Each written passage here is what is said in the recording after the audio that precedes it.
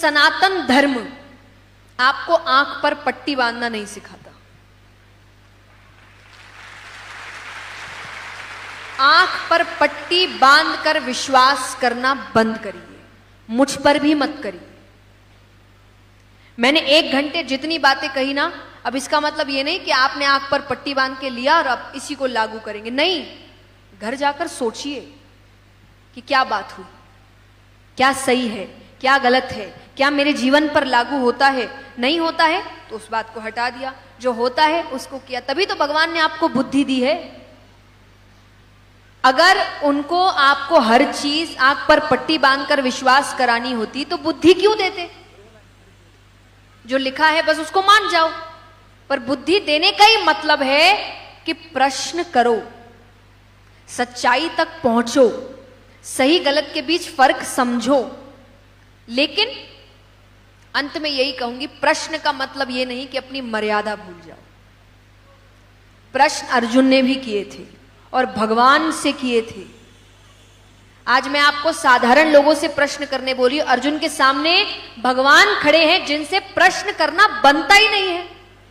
भगवान से प्रश्न कर रहा है, वो गलत बोल सकते हैं क्या? पर उसने फिर भी किए कि ये क्यों, ऐसा क्यों, ये बोल रहे हो तो ये कैसे बोल रहे हो, वो बोल रहे हो तो ये बात कैसे है?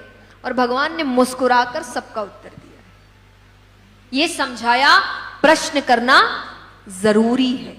लेकिन अर्जुन का उद्देश्य था सच जानना।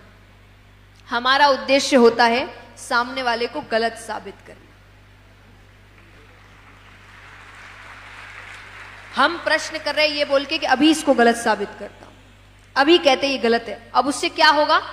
सामने वाला जो बात कर रहा है उसकी अच्छी बातों पर आपका ध्यान जाएगा ही, क्योंकि आपका दिमाग वेट कर रहा है कि ये एक गलत बात बोले और मैं पकड़ूं। हो सकता है उसने 10 बातें करी, उसमें से 9 बातें अच्छी है और जो 10वीं बात है वो थोड़ी बकवास है, आप वो 10वीं पकड़ेंगे। मेरे साथ भी होता है।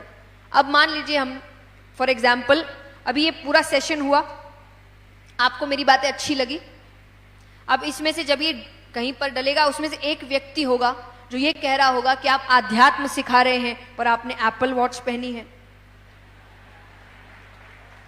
यानी 1 घंटे के सेशन में उसका ध्यान कहां गया? अब उस 1 घंटे के सेशन में कितनी अच्छी बातें हुई होंगी, जीवन को बदल देने वाली बातें हुई होंगी, पर उसका ध्यान कहां जा रहा है? ऐसे मत बनिए। तो जब प्रश्न कर रहे हो, उद्देश्य सच जानना रखो कि मेरा उद्देश्य सच जानना है और आपका धर्म ही यही है, आपकी संस्कृति यही है।